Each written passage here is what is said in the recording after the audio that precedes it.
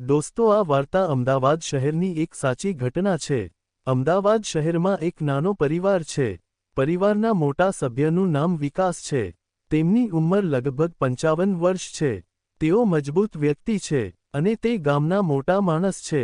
ગામમાં તેમનો ખૂબ જ દરજ્જો અને ખ્યાતિ હતી, તેથી જ ગામના લોકો તેમનો ખૂબ આદર કરતા હતા અને તેમની સમસ્યાઓ લઈને તેમની પાસે આવતા।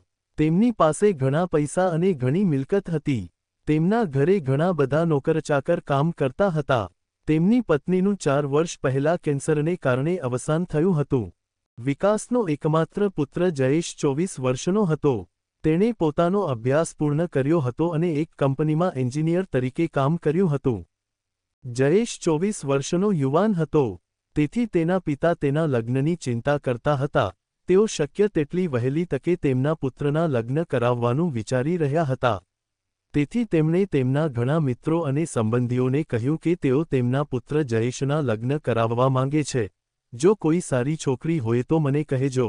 આ રીતે 4 મહિના પસાર થયા। હવે 4 મહિના પછી એક પ્રસ્તાવ આવ્યો। છોકરીનું નામ શિવાની હતું અને તેની ઉંમર લગભગ 23 વર્ષની હતી। શિવાની જોવામાં ખૂબ જ સુંદર હતી। બધા તેની સુંદરતાના દીવાના હતા, પણ શિવાનીએ કોઈ પર ધ્યાન આપ્યું નહીં। હવે વિકાસ તેના દીકરા સાથે શિવાનીને જોવા તેના ઘરે પહોંચે છે। થોડા સમય પછી જ્યારે શિવાની જયેશની સામે આવે છે, ત્યારે જયેશ શિવાનીને જુએ છે, ત્યારે તે તેને પહેલી નજરે જ પસંદ કરે છે અને શિવાનીના માતાપિતાને કહે છે કે અમને તમારી દીકરી ગમે છે। પછી વિકાસ પોતાના ખિસ્સામાંથી 3000 રૂપિયા કાઢીને શિવાનીના હાથમાં મૂકે છે અને તેને કહે છે કે આજથી તું અમારી વહુ છે। હવે આ બંનેનો સંબંધ પાક્કો થઈ ગયો છે અને આ રીતે લગભગ 4 મહિના પસાર થઈ જાય છે। 4 મહિના પછી તે દિવસ આવે છે જ્યારે જયેશ વરરાજા બને છે અને લગ્નની સરઘસ સાથે શિવાનીના ઘરે પહોંચે છે। પછી જયેશ અને શિવાનીના લગ્ન થાય છે। જયેશ શિવાનીને પોતાની દુલ્હન બનાવે છે અને તેને પોતાના ઘરે લાવે છે। હવે શિવાની તેના રૂમમાં તેના પતિ જયેશની રાહ જોતી બેઠી હતી। રાત્રે લગભગ 11 વાગ્યે જયેશ તેની પત્નીના રૂમમાં જાય છે। જ્યારે તે તેનો પડદો ઊંચો કરે છે, ત્યારે તે તેને જોઈને ખુશ થઈ જાય છે, કારણ કે તેની પત્ની ખૂબ જ સુંદર હતી। પછી જયેશ વિચારવા લાગે છે કે આજે તે રાત ભવ્ય રીતે ઉજવશે। હવે પહેલા તે શિવાની સાથે વાત કરે છે, શિવાનીની પૂછપરછ કરે છે, તેને પોતાના વિશે કહે છે। હવે વાતચીતમાં 1 કલાક પસાર થાય છે। પછી તેઓ એકબીજા સાથે રાત ઉજવવાની તૈયારી કરવાનું શરૂ કરે છે।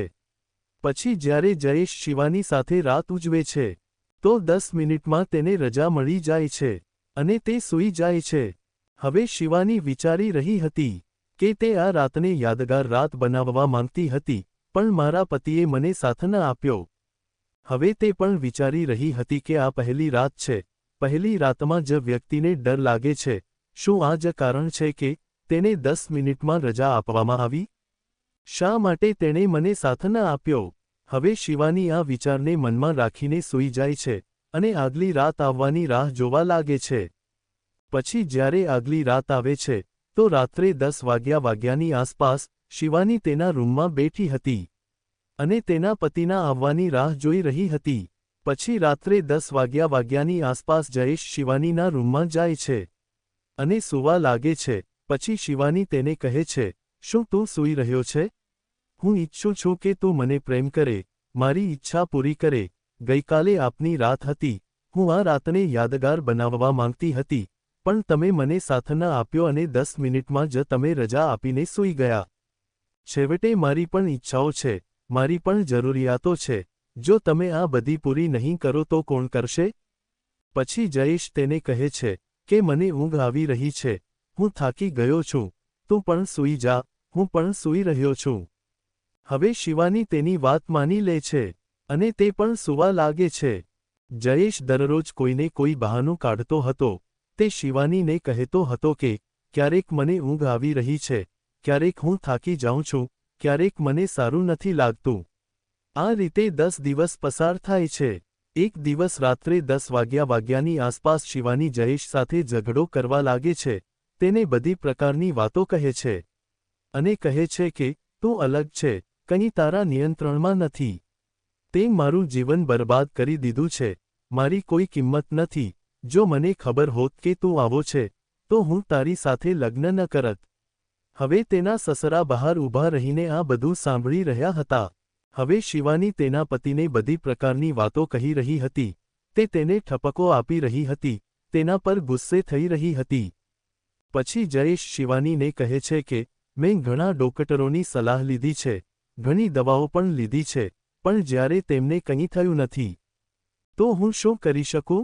પછી શિવાની તેને ઘણા શબ્દ કહે છે અને બહાર નીકળી જાય છે. પછી તે રસોડામાં જાય છે, શાકભાજી ઉપાડે છે અને ત્યાં જ તે શરૂ કરે છે. પછી થોડી વાર પછી તેના સસરા વિકાસ રસોડામાં આવે છે અને જ્યારે તે તેની પુત્રવધૂને આ બધું કરતી જુએ છે, ત્યારે તે અચંબિતમાં પડી જાય છે, તે સ્તબ્ધ થઈ જાય છે. જ્યારે શિવાની પણ તેના સસરાને જુએ છે, ત્યારે તે પણ તેમનાથી શરમાય છે અને તેના રૂમમાં જઈને સૂઈ જાય છે. પછી બીજા દિવસે સવારે 10 વાગ્યે જયેશ તેની ઓફિસ માટે તૈયાર થાય છે. તેની પત્ની તેને ટિફિન આપે છે અને તે તેની ઓફિસ જવા નીકળી જાય છે. પછી શિવાની રસોડામાં જાય છે અને ખાવાનું બનાવવાનું શરૂ કરે છે. પછી થોડી વાર પછી વિકાસ આવીને એક જગ્યાએ બેસે છે. પછી તે તેના નોકરને તેના માથા પર માલિશ કરવાનું કહે છે. જ્યારે તેનો નોકર તેના માથા પર માલિશ કરવાનું શરૂ કરે છે, તેથી વિકાસ તેના નોકરને બધી પ્રકારની વાતો કહેવા લાગે છે અને શિવાનીને તે સાંભળે છે. તે તેના નોકરને કહે છે કે જ્યારે અમે નાના હતા, ત્યારે અમારામાં ખૂબ શક્તિ અને ઉત્સાહ હતો. જો અમે ક્યારેય કોઈને પકડી, તો અમે તેમને ક્યારેય જવા દેતા નહીં. અમે જેની પણ ઈચ્છા પૂરી કરતા, તે પોતાની ઈચ્છા પૂરી કરાવવા વારંવાર આવે.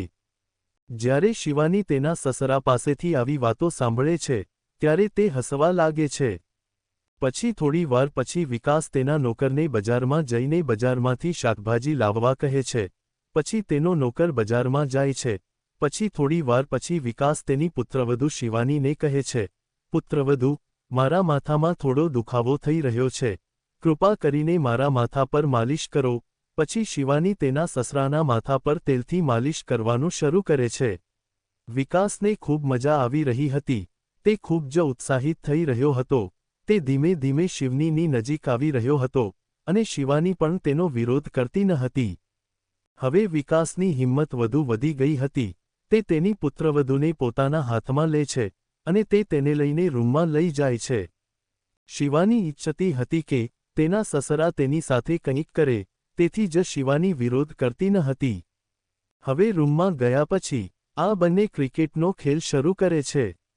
હવે આ રીતે 3 કલાક પસાર થાય છે. પછી બંને દૂર થઈ જાય છે. હવે જ્યારે પણ તક મળે છે, ત્યારે તેઓ આ રીતે એકબીજા સાથે મેચ રમતા. મિત્રો, હવે શિવાની તેના સસરા સાથે મેચ રમવામાં 4 મહિના લગાડે છે. 4 મહિના પછી એક દિવસ શિવાનીની તબિયત બગડે છે. પછી તેનો પતિ જયેશ નજીકની હોસ્પિટલમાં જાય છે અને ત્યાંથી ડોક્ટરને બોલાવીને તેને ઘરે લાવે છે. તે ડોક્ટર શિવાનીની તપાસ કરે છે અને પછી તે જયેશને કહે છે કે તારા માટે સારા સમાચાર છે, તું પિતા બનવાનો છે. હવે જ્યારે જયેશ તે ડોક્ટરના શબ્દો સાંભળે છે, ત્યારે તે સ્તબ્ધ થઈ જાય છે.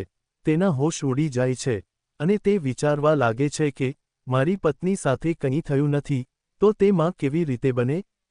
હવે જયેશ ખૂબ ગુસ્સે થાય છે અને તેની પત્નીને કહે છે, તે મને છેતર્યો છે, તે મને બરબાદ કર્યો છે, કોનું બાળક ઉછરી રહ્યું છે?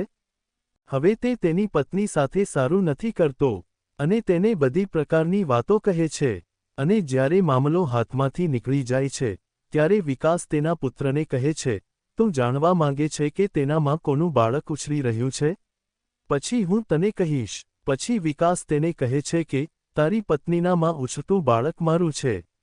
જ્યારે જયેશ તેના પિતા પાસેથી આ સાંભળે છે, ત્યારે તે સ્તબ્ધ થઈ જાય છે અને તેના પિતાને કહે છે કે મારી પત્નીએ મને જ નહીં, પણ તમે પણ મને દગો આપ્યો છે. તે મારું જીવન બરબાદ કરી દીધું છે, તે મને બરબાદ કરી દીધો છે. હું તમને બંનેને છોડીને પોલીસમાં ફરિયાદ કરીશ. પછી બંને ડરી જાય છે અને જયેશને સમજાવવાનો, તેની માફી માંગવાનો પ્રયાસ કરે છે, પણ તે સાંભળતો નથી અને પોલીસને બોલાવે છે. થોડા સમય પછી પોલીસ તેમના ઘરે આવે છે અને પોલીસ જયેશને પૂછે છે, કે શું વાત છે? પછી જયેશ પોલીસને બધું કહેવાનું શરૂ કરે છે અને કહે છે કે મારી પીઠ પાછળ આ બંનેએ ક્રિકેટ મેચ રમ્યો છે, મને છેતર્યો છે, જેનું પરિણામ મારી પત્નીમાં ઉછળી રહ્યું છે. પછી પોલીસ બંનેને પોલીસ સ્ટેશન લઈ જાય છે. હવે પોલીસ શિવાનીની પૂછપરછ કરે છે અને પૂછે છે કે શું તમે આ બધું સ્વેચ્છાએ કર્યું છે કે? પછી શિવાની પોલીસને કહે છે કે આ બધું મારી સંમતિથી થયું છે. હવે પોલીસ શું કરી શકે જ્યારે બંનેએ પોતાની મરજીથી બધું કર્યું? ત્યારબાદ બંનેને છોડી દેવામાં આવ્યા. ધન્યવાદ મિત્રો વાર્તા સાંભળવા માટે.